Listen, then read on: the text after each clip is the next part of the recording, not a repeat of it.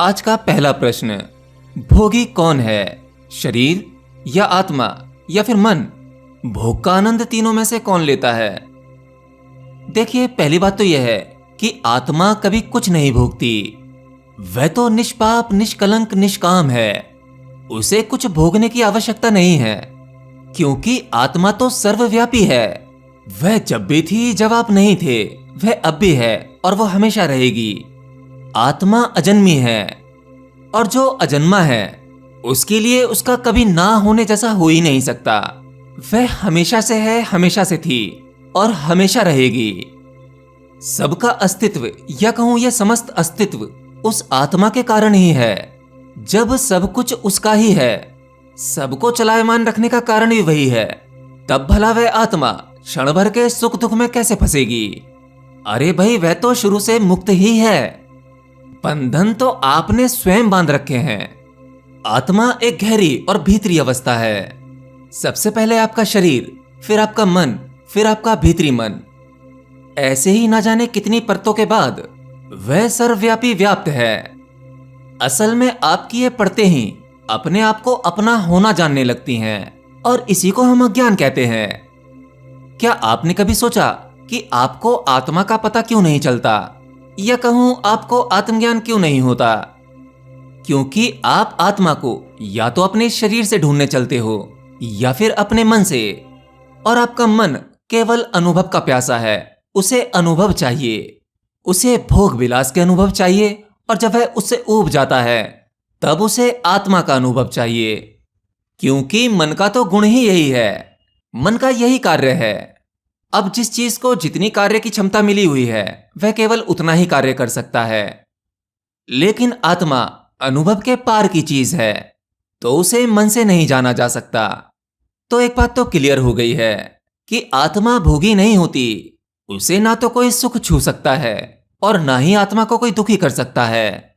यह कहना ही गलत है कि मेरी आत्मा दुखी है, मेरी आत्मा रो रही है। असल में ये सभी प्रपंच, ये सभी खेल आपका मन खेल रहा है। जो कुछ होता है वह आपके मन को होता है, और आपका मन ही आपके शरीर के माध्यम से सुख, दुख या अनेकों प्रकार के अनुभव लेता है।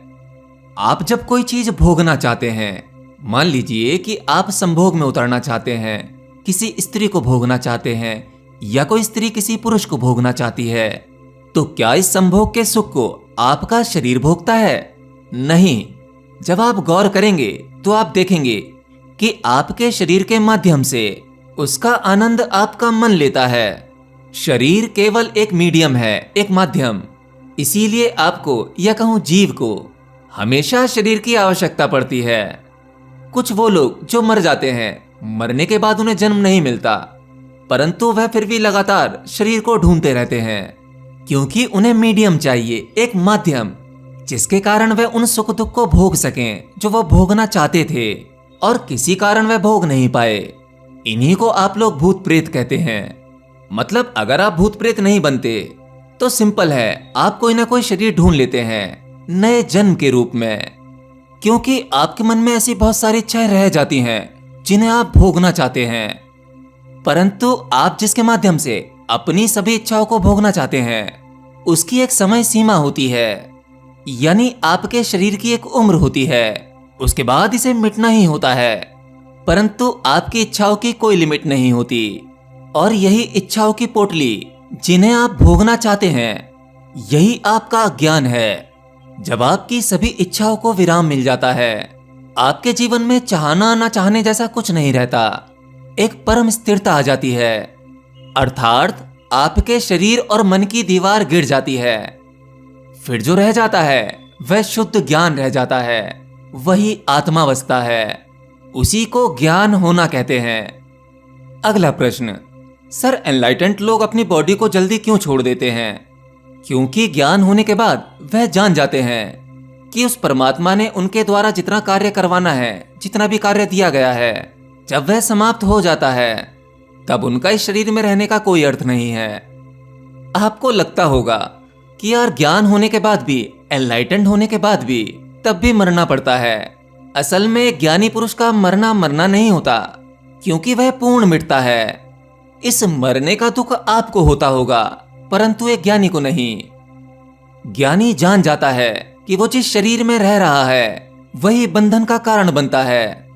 असल में आपका ये शरीर एक प्रकार की कैद है, एक पिंजड़ा, जिसमें लंबे समय से रहते रहते, जन्मों जन्मों रहते रहते आपको ये सुंदर लगने लगा है।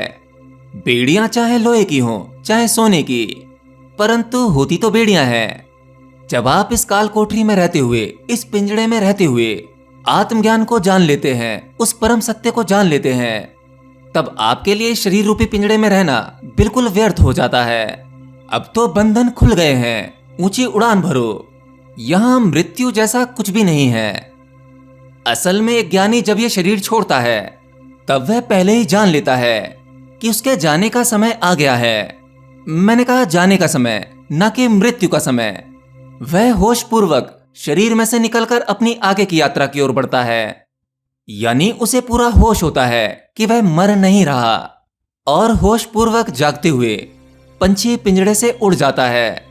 और जो पूरे होश में अपने शरीर से निकलता है वह जानता है कि वह मर नहीं रहा, बल्कि उस मृत्यु की घटना को वह होश पूर्वक आराम से देखता है।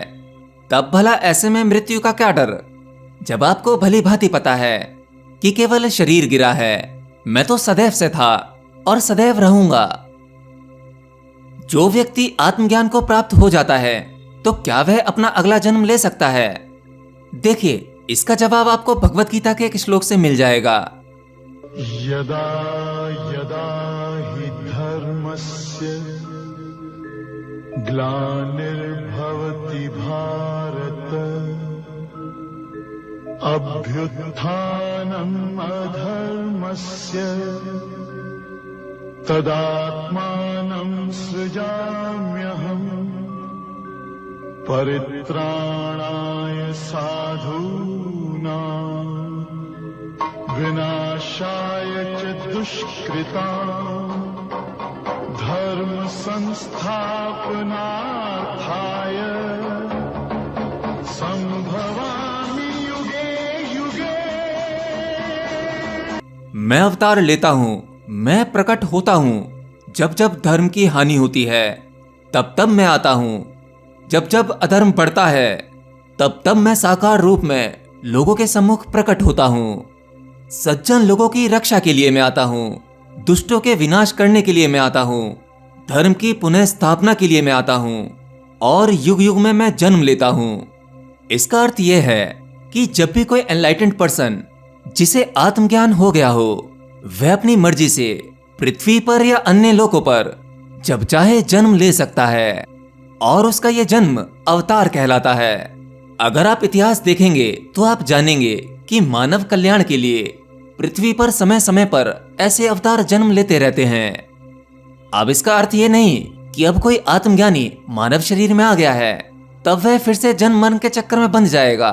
नहीं, वह सिद्ध होकर आया है, वह सिद्ध हुआ हुआ ही जन्म लेगा, पूर्ण ज्ञान की अवस्था में ही जन्म लेगा, और अपना कार्य समाप्त करके वह पुनः चला जाएगा।